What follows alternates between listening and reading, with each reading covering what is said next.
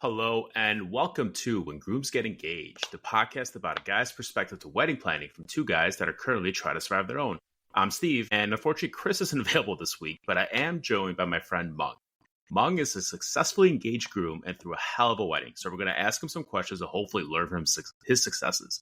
This is the first of an ongoing interview series that we'll be doing, since hearing from guys that have already lived through it is incredibly valuable as well. And with that, Meng, how you doing? Thanks for joining. Good. Hey guys, I'm excited to be on here, and yeah, it's a feeling of not necessarily accomplishment, but relief, right? Once the wedding day actually comes and all this work that you've put into it kind of comes to fruition, and you get to just kick back and enjoy the day, hopefully. Man, Meng, don't humble yourself. It's definitely an accomplishment. I've been to some bad weddings, and there's definitely a difference. Yeah, I mean, honestly, I think a lot of the worrying and anxiety that some people go through, I would say just not to impart too much wisdom right away, but just kind of relax, because at the end of the day, if you and your partner love each other, and even if a couple little things go wrong, it's going to be fine. No one's going to notice or care, and then at the end of the day, it's really not going to impact your memories of that day, right? Yeah, and that's very good advice. You're definitely in the minutia of everything that no one else is. So anything that can go wrong, you're probably the only one that honestly knows. But Meng, to take a step back, why don't you tell us a little bit about your wedding? Like high level, how many people were there? When did you get married? Like how long were you guys engaged and planning for? Yeah, we got married back in September of, 2022? Now? Okay. Yeah, 2022, because it's coming on 2 years. It's crazy because time kind of flies, and it doesn't feel like it's already been a year and a half. But we kept our wedding fairly small, around 100 people. We knew that we wanted to kind of keep it close knit because we have a ton of friends on both of our sides, but we didn't want one of those weddings where, like, we had just been to a Greek wedding the year before where there were, 300 people plus maybe. And one of my really good friends, he was saying that they just really didn't even get enough time to spend with any of their guests, right? It was more like a political fundraiser or something where you have to do the meet and greets, right? Say hi to every aunt and uncle, say hi to every cousin, every friend that you haven't seen since college, whatever it might be. And we didn't want that. We wanted to be able to actually see everyone, enjoy our time with them, and have everyone kind of just be able to get FaceTime with us, right? Because at the end of the day, that's why they're there. So again, we kept it pretty small, about 100 people. We stayed local in Chicago. We were nice enough to find a really cool venue called Swiss Hotel, which is right on the river. Obviously, everybody has their own preferences, but I really liked having our wedding at a hotel, because one of the benefits to that is that they are able to then help with a lot of other areas of your function. So when we booked our wedding at the hotel, they were able to also do catering, so we didn't have to find a separate caterer. They had obviously the suite for us, so we didn't have to worry about staying somewhere after the reception. And then they gave us a lot of other perks. The wedding cake was included in the price and the quote from a separate vendor, but that they were partners with. The late night food was an option that was covered. So it kind of just, it helps in the process by simplifying a lot of those steps into one. It's actually, so listening to you when you mentioned the 300 people, it felt like a political fundraiser. I'm like, I've been to those Greek weddings, and that's exactly what it's like. You complain that you don't have enough time with a couple to see them. I've heard like my parents complain that they barely talked to them. They didn't come around. There was no time. So, oh my God, yeah, keeping it small and relatively tight is just such a better experience for your guests and also for you. So it's kind of interesting that all of us are at that 100-ish, guest count range. Yeah, it's again, it's there's pros and cons to everything, and obviously, depending on your background, your partner's background, there are different cultural implications, right? Like you had said on a previous episode, right? If your second cousin invited you to theirs or whatever 10 years ago, then you feel obligated, or your parents feel obligated to at least invite them, and sometimes you have to cater that, sometimes you can say screw that. But yeah, it really becomes I feel like those like bigger weddings become like a Game of Thrones type affair where you have to like build the alliances between families. Like, oh, well, this cousin did this favor back in the day, so we have to invite them, or else, in the future, they're going to be mad at us for whatever. Oh, yeah. And the worst is when that cousin's got like 30 kids, maybe a couple grandkids, and they just expand it out, to infinity. And then it just Yeah, balloons your budget. that was the other thing. We knew we wanted an adults only reception, just because, again, it simplifies everything. And as much as we love the kids, you never know which kid's going to have an ear infection or just keep screaming for an hour, 2 hours, whatever it is. And nobody enjoys that, right? And we're not blaming any parents, because obviously you can't always control those circumstances, but it's just not. There are so many factors already that go into a wedding that we didn't want another variable that we had no control over. Yeah. Yeah, it's definitely stressful. On the actual planning, how much time did you guys give yourself? When did you start planning for your actual wedding? Well, my wife started planning immediately. um, And I told her I was coming on this podcast. I'm sure she'll listen to it at some point. I'll have to make sure I give her kudos, because she did a lot of the heavy lifting, and I appreciate that. But yeah, I think, honestly, the biggest part is locking down that venue first, right? Because that's the one thing that everything else kind of is tied to. And also that books up the most quickly, right? Because you can always find a caterer or a photographer closer to the date if you have to. But those venues, once they're booked up, unless something terrible happens and that wedding gets canceled for whatever reason, you're not going to be able to just do it on a certain date without a venue in mind. Yeah, for sure. But I'm trying. So you guys were engaged. Was it about a year before the wedding? A year and a half? Yeah, just about, because we went to New York to visit some friends, and I proposed in Central Park. A side note, I would say, honestly, like, one of the biggest things in life is just building connections and being friendly with strangers. I feel like that's been great, because not only do you get to meet new people, sometimes you do get side perks, because I was trying to find a photographer in New York to capture our engagement. And like everything else in New York and Manhattan, the prices are extremely high because of the cost of living in that area. And we were lucky enough. We had been on vacation about a year before that, and I'd met an older couple in St. Lucia, and they were actually photographers in New York. And the weekend that we were there, they were luckily free, and they offered to take the photos for us for free. So shout out to them. Wow, that is insane timing. From Cabo all the way to New York at the same time that you guys needed a photograph. Wow, that's actually really cool. I didn't realize that. Yeah, we were talking to them, because when you're on vacation at some of the resorts and you kind of see the same people around the same, because there's only so many activities, right? So you kind of bump into the same people. At the last dinner before we left, I ran over there without my then girlfriend knowing. And I got his contact info, because I asked him, if the dates happen to work out, if I could, I offered to hire them. They were gracious enough to do it for free. That's so nice. That's a beautiful story. I didn't realize that. That's so cool. Yeah, so a lot of little pre-planning things. I didn't.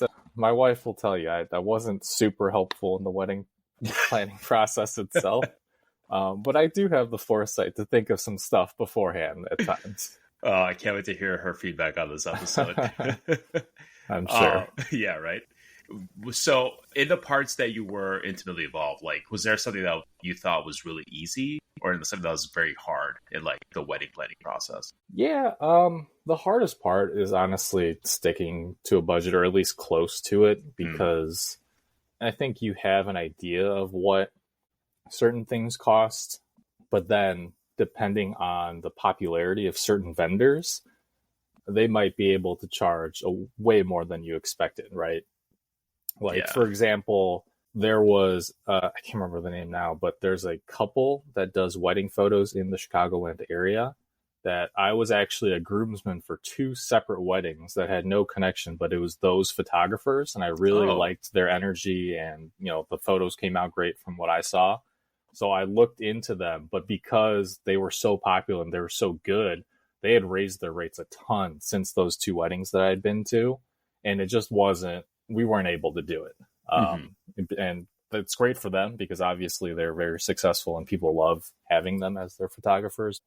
So again, in my mind, I was like, I like those photographers. The rate was not terrible from what my friends told me, but then that all changed by the time that we actually got down to the nitty gritty of planning it, right? Man, that budget is such a like. How close were you guys to hitting whatever? Or actually, let me take it a step back because I know for us, we had like three different budgets, right? Like before looking at prices for anything, my mental number that I thought these things were cost, and then like after looking at prices, like a realistic number, and then after booking people, like the real number. Like how close were you guys to hitting any of those numbers? We definitely went over a little bit, and Yeah. we were lucky enough that both of our parents were able to chip in and help a little bit, which was greatly appreciated. Hmm. But even with that, just, I mean, the cost of like flowers and the dress, and like for wedding vendors, they know that everything has to be quote unquote perfect for this day, right? Yeah. So a lot of couples will spare no expense. So they know that the demand is high, and as a result, they're able to charge a lot, especially after COVID when people really, there was that crunch time, right? Where all the delayed weddings had to get finally done along with new engagements. Hmm. So the demand was so high that the cost kind of skyrocketed, and it's really tough. I would say whatever you end up budgeting, well, first off, budget realistically, right? Yeah. Have an idea of what everything costs and how much, because it's kind of staggering. And if you decide to just elope, but honestly, depending on what you like, I would say at the end of the day, it was worth it for us because it's such a cool, special day where everyone is there for you, and you're probably never going to get that exact same unique combination of people in one place ever again, Hmm. right? So ultimately, I think it is worth it. As long as you're not going into debt or anything, obviously. Yeah. Yeah. But No, I of totally course. understand the other side where you kind of skip out on that. Maybe just have a party later on, something like that. Because as soon as you just say, we want to rent this space out for a party, it's very different from, we want to rent this out for our wedding, at which point they know they have leverage, right? My God, so much. And like, I know Chris and I keep telling people that are engaged looking at, planning a wedding, like, don't forget taxes and tip because that's so Mm-hmm. much extra money. Because all of those like average prices you see on the Knot or Zola, I'm pretty sure they don't include tax and tip in them. So like, yeah, you can have a wedding in Chicago for like 30K, but that's not accounting the other, 15, 20K in like auxiliary expenses you got to put in, Yeah. which just balloons it. Yeah, it's pretty nuts. So I think that was definitely the toughest part, just keeping track of all those moving pieces and how much each of them cost. Hmm. As far as easiest goes, I would probably say just arranging the tables, and doing the invites. I work in finance, so I'm pretty handy with Excel and Google Sheets. And I did some, as we were compiling the guest list, again, I think a little hidden contribution that maybe my wife didn't fully appreciate is I categorized, if it was her side or mine. And then also I grouped them into friends or family, and then also like which friend group they came from. So just kind of different numbers for each. And that made putting the tables together a little bit easier after we got all the RSVPs, because then, you kind of try to group people together with people that they know or at least might associate with better. You're not having Uncle Pat at the table with, your frat buddy from college, and just people who may not get along as well as others. Hmm. And then also, I'm kind of artsy and I do some calligraphy as a side gig. So I handled our invites and our welcome sign and all that stuff. So that was an area where we were able to save a little bit of money, not having to hire a vendor for that stuff. Shameless plug, if any of you listening are getting married and need invites or a welcome sign for your wedding, check out my Instagram. It's Meng Song Custom Art, NGSONG Custom Art. And if you mention the podcast, I'll give you 10% off my normal quote. Whoa. You hear that, guys? I've seen some of Monk's stuff. It's really good. He's definitely a great guy, so definitely check him out. But thank you. But yeah, I mean, I think that stuff that I handled was just one of my strengths. There's nothing wrong with division of labor, right? Obviously, you want to collaborate with your partner during the wedding planning process, but some people are just naturally more analytical or artsy or whatever, and you guys can each contribute in different ways throughout that planning process. Yeah.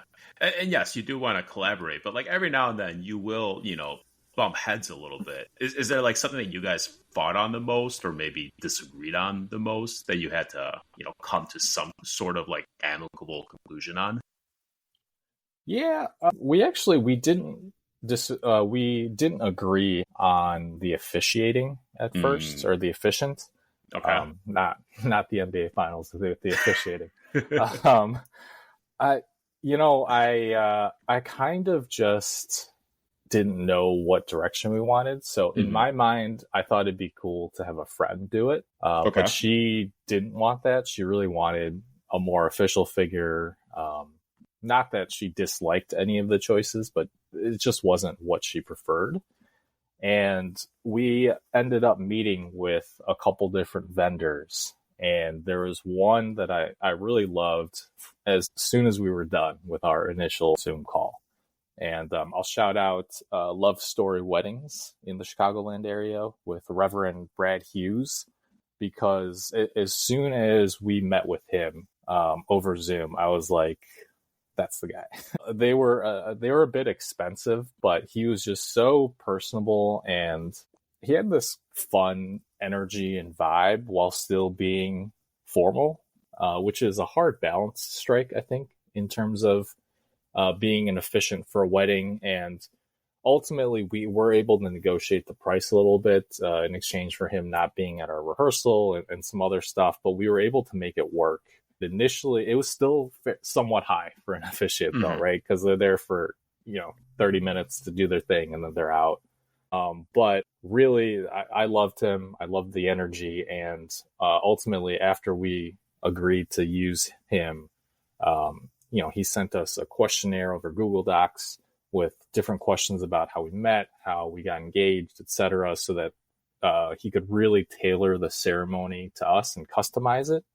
And then he even asked, tone-wise, how funny or how serious we wanted the ceremony to be. And even though he's a reverend, he asked us, how religious do you want the wording to be? And we sprinkled a little bit in there because her mom or her dad and my mom are both fairly religious, but we aren't super religious, as are not a lot of our friends. So really just striking that balance, and we honestly got a ton of comments. I would say the single most comments of as far as a category goes about our wedding was about the officiant and how much people loved the ceremony. So you're officiant. I remember when he first started talking, I was like, where is this going? And I will say he was like super expressive. His voice was very like, there's a lot of like emotion in it, and you could tell he wanted to be there, which definitely helps a lot in it. He was funny. Like, he was really good. He was really personable. And he made sure to remind us all that, Mung, you are very tall. So... Yeah, and that's what I'm saying, right? He kept everyone engaged with humor and stuff, but he also hit the notes about love and all of that stuff. Yeah. So from the beginning, you guys were set on like no religious wedding, no like church wedding. It would always be an officiant. I mean, I don't necessarily say we were set against it, but it wasn't something that we had a strong preference for. So why spend all the extra money to, rent out the church for that day, or or I guess technically it's a donation, right? They're and Yeah. they're tax-free entities. It's not really a payment per se. It wasn't something that was important to us. So again, it's just really focusing the budget and your time and energy on the areas of your wedding or the things about it that you really care about. Mhm. And I really, not fighting about the less important stuff too, right? I remember we met with our florist, and my then fiance kept saying, I would say sometimes, and this probably wasn't the best phrasing words, I don't really have a preference about certain parts of the wedding, right? But because she had kept saying that when we were meeting with the florist, and we did a sweetheart table, and they were Mhm. showing this is the kind of arrangement we could do in the center. And I just threw out the idea. I'm like, maybe we could do two smaller ones on either end. And I remember both she and the florist turned to me at the same time and just went, no, that's a terrible idea. I'm like, all right. It's like, I don't know. I was just saying, you wanted my thoughts on stuff. There it is. I'm wrong. All right, do the little arrangement in the center. That's fine, I guess. That's interesting that the florist said no too. Like I would think your vendor would, obviously they would charge you, but like try and make it work. But I mean, I'm sure they have experience in what looks good and what doesn't. Mhm. For whatever reason, I guess that's not a good idea, but just FYI, I guess. That's funny. Well, hey guys, if you want to do two arrangements instead of one, just apparently not. Don't do it. Yeah, it will get vetoed quickly. So Mug, having done all this, what's something that you would encourage, every person to like invest in during their wedding? What gives you like the most bang for buck? What's always a hit? Like what do you think people should not overlook when they're planning their wedding? I probably, I would say a good planner. We had a pretty smart, personable planner, and we thought about the budget here and there. And as I said before, I work in finance, so I kind of do a cost benefit analysis to everything in my head. Yeah, of And course. so as part of the wedding planning process, there's just a ton of stuff where you meet different vendors, and I say to myself in my head, like, I can do that. Why would I pay $500 or $1,000 or whatever for this particular service? Mm-hmm. Right. But you have to remember too that on your wedding day, that special day, you can do that, but you don't want to have to do any of that stuff, right? Coordinating which vendors coming in the back garage and getting their parking validated and all the little minutia that comes with these 3 or 4 services that you don't really think about. Again, you can handle all that. It's not difficult, but you want to just be able to enjoy that day to the fullest and not have to worry about any of that stuff. Really focus on your partner, really focus on the photos and hanging out with your bridal party, all that fun stuff that makes that day so fun and memorable when you look back at it. So having a planner, or at least a day of coordinator, because I think we did, I know you guys talked about this on a prior episode, but I think we did the partial planning. So she met with us once or twice about 6 months out, and then we had a couple meetings about a month before just to finalize, make sure she knew that, we did go with the vendors that we had talked about before, and having their info and being able to coordinate stuff. And then just on the day of, her being able to direct everything. So it all went together flawlessly. And honestly, that was worth the money at the end of the day. So if you were thinking about planning from the perspective of, I can do all this, so why would I need a planner? It's not so much need that you need a planner, it's that you want a planner to not have to deal with that stuff. Yeah, exactly. Like, how much is your time worth? Your sanity worth? Like, yeah, you could do this, but I mean, you're spending a ton of money everywhere, right? Yeah, and it's buy yourself some time, some sanity. Right, and honestly, that's why it's their job, so that you don't have a job on that day. Yeah. And now, Mung, I know since you got married at a hotel, did they also have their own like day of coordinator that they provided to you? Like, because I know some places do. I don't remember. I'm sure there was. Alice at Swiss Hotel was super helpful. I think she was there, Mm-hmm. or at least one of her employees was there to help our planner, coordinate everything from the hotel standpoint. So I'm sure that there was a liaison of some sort. Yeah. But again, I didn't really notice any of that, right? Because I didn't have to deal with any of that. So whatever our planner, whoever she needed to contact and stuff, but she handled all of it. Yeah. Your job was just to, look good, say I do, have a great time. Yeah, pretty much, right? That's those are the two most important things I would say for that day. Yeah. Now, what's something that you guys did do that you think maybe you didn't get as much, bang out of? Like, is there any regrets that you like spend money on this like one random part of the wedding and like no one noticed, you didn't notice? Like, is there anything that you can think of for that? I don't know. I think everything worked out well. I don't necessarily have any regrets. I still maintain that whatever arch we rented for the flowers as the backdrop for the ceremony, I don't remember what it looked like, but I remember we spent a fair amount of time looking at different backdrop designs for the ceremony. Really? But I mean, everything looked great at the end of the day. I don't remember any of that stuff, so to me, it's never worth it. But I'm sure some people do. Yeah, some people do. Yeah, no, honestly, I think we're lucky enough where there wasn't anything that we're like, we didn't need this or, yeah, everything turned out great, I'm happy to say. Yeah, and I think we talked previously, you had gotten a wedding video as well, right? Yeah, we did. We actually originally weren't going to. And I can't remember, I don't know if we were talking to a friend of ours or if we saw a video of a different wedding and we're like that's kind of cool. We ended up doing it. It was a cheaper company, but it turned out just fine. I would say it's not necessary because we did in this day and age have so many videos from friends and family who, you have that uncle or whoever who loves to record everything. Right. They're just filming the entire time, so they can send you that. Obviously, your friends are going to film different snippets here and there. But it is nice to have that little video where we got the entire raw footage, as well as a quick little minute cut with some of the ceremony and then also the dancing and speeches and stuff. And it was like $500 or something. So nothing too crazy where it's not like, I've been to some weddings where they have 3 photographers and a drone operator for those overhead shots. And, that quickly gets into the thousands of dollars. And we knew that we didn't care that much.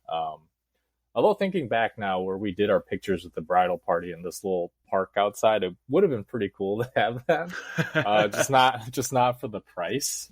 But yeah, we ultimately did. And I'm sure you can find some of those services. I think what we used was called Wedding Bug. If anyone's interested out there, where it's more simplified videography services. Yeah. And like, do you guys, how often do you go back and rewatch that? I can't say that I have. Honestly, that's why I'm saying I don't think it's necessary. I think it'll be nice to do it in another few years or whenever in 10, 20 years you randomly think about it. But honestly, the video we've rewatched the most was probably our mom's video of us doing our first dance.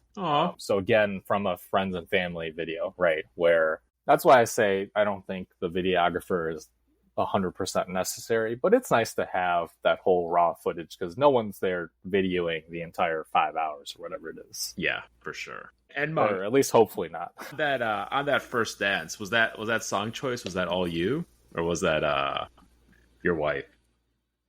No, it was a collaborative effort. Oh, okay. Because she actually gave me a lot of crap about because I'm not the most coordinated dancer, but I think I pulled it off pretty well because when I have something I can like watch and like learn from, that's my learning process. But no, we chose the song together. I didn't have a preference, and she was going through some videos. And for the listeners who don't know, I'm a big Swiftie. I do love Taylor Swift. And we actually, it was a video on YouTube that we used as our like training video. It was this couple dancing to the acoustic version of Wildest Dreams. Such a great song. It really is a great song. It is, and it worked out perfectly where apparently it's from Bridgerton, one of the early seasons, and I had no idea. I had a couple people come up to me afterwards, after the dance during the reception. They're like, "Oh, you guys watch Bridgerton?" I'm like, "No." Like, what? But we even actually cut maybe a full minute off of it because we're like, it doesn't need to be, too much. Mhm. And especially, it was also the more difficult part, I would say, like some extra moves here and there. But I think we cut it at a good point, and our the DJ we used was able to. I actually cut the track myself, and then I just sent it to him, and he said he just wanted to confirm. So again, all our vendors are great that we wanted it stopped, or that the file stopped where it did, because it was kind of an abrupt ending. But that's how we wanted it. Nice. But yeah, it's again going back to the collaborative part, right? I mean, fight for the things that are important to you, like my blue tux, which I really didn't want black, but and then for stuff like the flowers, where I don't have a strong preference, right? It's okay to just go with whatever your partner wants, and vice versa. Oh, so I didn't realize the tux was a fight. No, it wasn't. It wasn't a fight. It was just.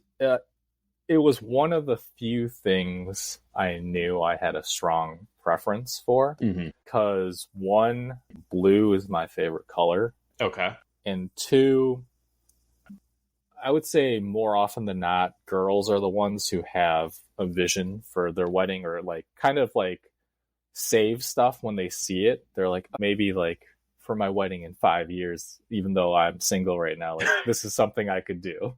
Right. I would say guys don't really think about that as much for the most part. But for me, it was super random. I saw Chris Bryant at the time. He was a Cubs player. I think he's in the Rockies now. But he was one of my favorite players. And I saw his wedding photos, and he had this really dapper, like blue, not a little lighter than navy blue, but not light blue either. I don't know what the right shade is, and I knew I really wanted that. And I was actually wavering a little bit, because it was really hard to find that shade, because all the tuck shops around in the Chicagoland area had the darker navy blue, which I didn't really care for, because at that point, just go black. It looks more blackish in most photos, right? So I even went to one, and I found sort of the color I wanted, but it wasn't the greatest shop, and it looked not the best. But then I ended up, the last shop I went to had exactly what I wanted. So I said then and there, like, yep, that's it. Where'd you actually go? I was actually meaning to ask you where you bought your tux. That is a good question, because I'm planning going to the same place for Chris's upcoming wedding, even though he wasn't able to make it on this episode. Chris has been so busy lately. Yeah, I think it was called Formerly Modern Tuxedo up on Is that on Clybourne? Yeah, it's like that little strip mall, right? Yes. Okay. So that is where I got my tux for my wedding, and I plan on going back there for Chris's wedding. Even though, obviously, I won't do blue for his wedding. I'll just do black, and it's his day. Just keep it classic, yeah. Yes. Yeah, I'm not going to go crazy for somebody else's wedding. I think that's another unrelated note for people to remember. Yeah, although I'm surprised blue's your favorite color. Weren't you a Charizard starting Pokemon? Yes. It's conflicting. How do you live with yourself? I love the fire Pokemon, but blue is my favorite color and always has been. Nice. Have you ever found like some place to wear your tux since your wedding? No, I just rented it. I didn't. Okay. I didn't buy it. I have, although I have tuxedo shoes that I bought on sale from Macy's like 10 years ago. Because I got them super cheap for I think it was like $80 or something at that point. It was on a clearance sale, but they're great tux shoes. And I never wore them. I didn't even take them out of the box for 10 years. And then when we got to our wedding planning, I was like, I think I have tuxedo shoes somewhere. And I had to dig around my closet. I was like, yes, this is why I bought them, because I knew right out of college, someday in the future, I was going to need these. You knew Rachel was going to find you, and sweep you off your feet. Yeah, and honestly, I had quite a few weddings, not too many black tie or black tie optional prior to mine, but I ended up just going with the shoes that came with the rental tux because I think at a certain point I was like, well, I haven't worn them for this long. I might as well save them for my wedding. And then I almost forgot when it came to my wedding. But then I remembered I'll be wearing them again at Chris's wedding again. Oh, man, I can't wait to see it. I can't wait to see it. They're fine. Just the shiny black tuxedo shoes, you know? Yeah, it's so shiny. That's one of the... So I bought my tux. That's one of the things I tell myself, like, yeah, it's a black tux. I'm going to get so many uses out of it. But, like, I'm really thinking, where would I wear a black tux? Like, where else? You know, like, I don't go to the opera. I don't have any galas I need to go to. I mean, it's not a bad thing to have. Yeah, true. But also my weight fluctuates a little bit. That was another reason I didn't want to necessarily commit to purchasing it. But also for me too, right? The blue tux especially. I'm like, when am I really going to wear a blue tux that often? Yeah, for sure. So Meng, is there any other kind of advice you want to give guys that are, you know, going through this right now? Oh, putting me on the spot here. Any other advice? One, don't argue too much with your fiance. It's she's gonna win in the end, and it's just not worth it. Not worth the time or the effort. But no, honestly, if I can take a page out of Aaron Rodgers' book, maybe just relax. It'll be okay. It'll turn out okay. I think you do kind of get lost in the weeds sometimes because there is so much that goes into the wedding planning process. All the different decision making, and sometimes, you know, your parents have strong preferences for certain things, or you know, your bridal party may not be super happy with certain choices.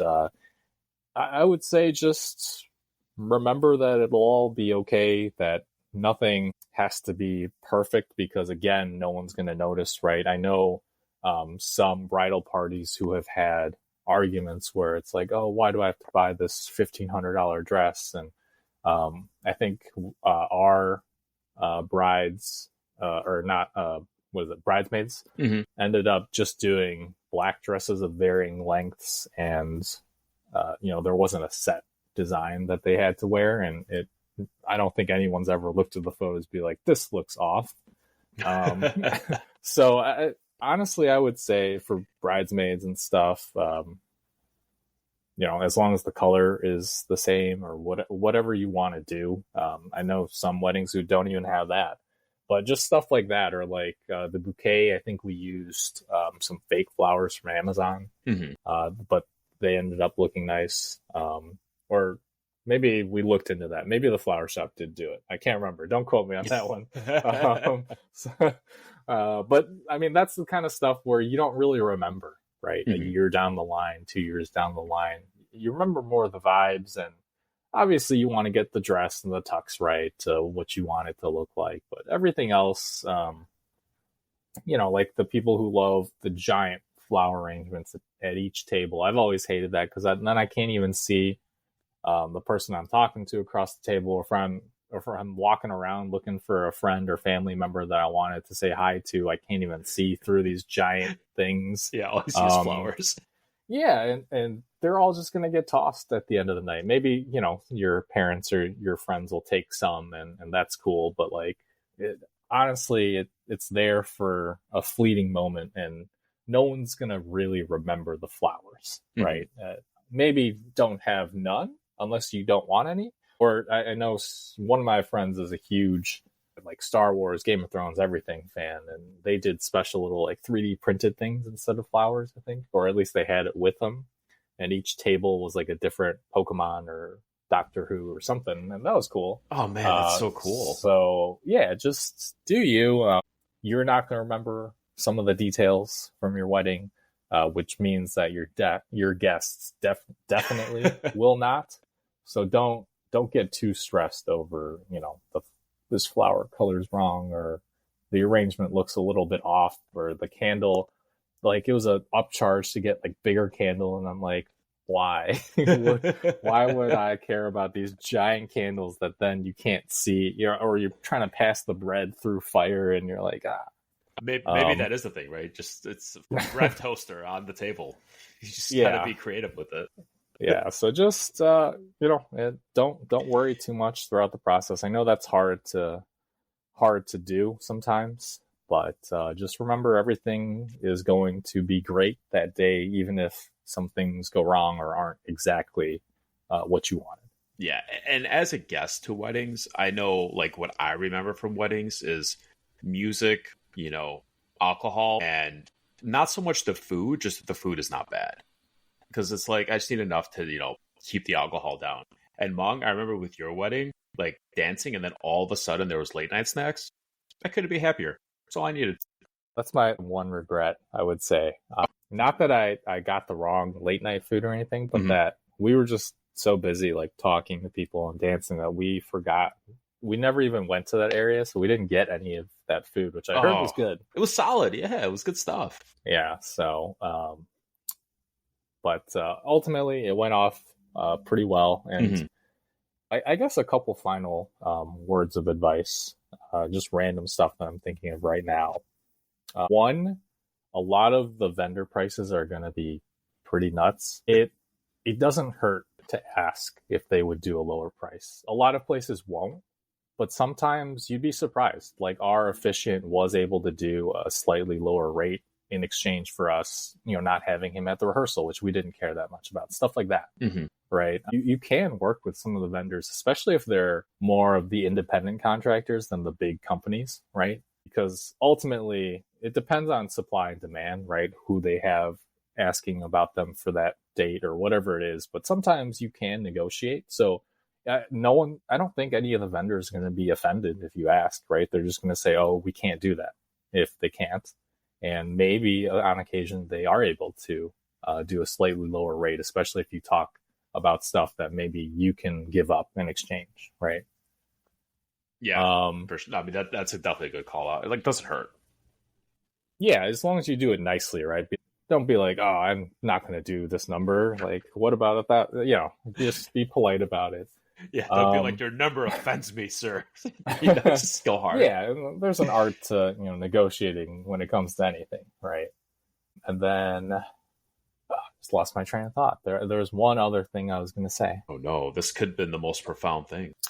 It might have been the most important thing of this entire podcast. But I can't wait till it's like midnight and I get a text from you, dude. I remembered. You gotta tell people. We're gonna next podcast. We're gonna edit it back in if that happens. Hold on, give me like 10 seconds of silence. Let me see if I can remember this. Yes, one other thing. Perfect. Again, ask politely. Even if you need to like change something last minute or ask for a favor from like the venue staff or whatever it is, don't be afraid to ask. Because I know towards the end of our reception, we didn't have a set playlist. We just had some songs that we gave our DJ, and then we're like, you can work off of this. Like you can kind of feel the vibe from like the 10 songs we gave you or whatever. But we did have like 3 songs, I think, at the very end that we wanted to end on for different reasons. And there was like a zipper issue with my wife's dress, like towards the end where it was like stuck on something. It wasn't a huge deal because you couldn't like see it, but it was just like not comfortable. So she was in the bathroom and her maid of honor and her mom were trying to like fix it. And so unfortunately, like we had lost track of time. That was when like the last song, which was really her pick, came on. And so she missed like more than half of that song. And so I just talked to the guy who was in charge of the reception, not the woman who we had coordinated with, but he was there to manage, the actual like event. His name is Kendall. Again, shout out to him at Swiss Hotel. And he was awesome because I asked him like I know like you guys have a cutoff at, I think it was 11 was when our event ended. And I'm like, it might go a little bit over. Do you mind if we, or I asked the DJ first, like, do you mind if we replay that last song? Because my wife was in the bathroom, whatever.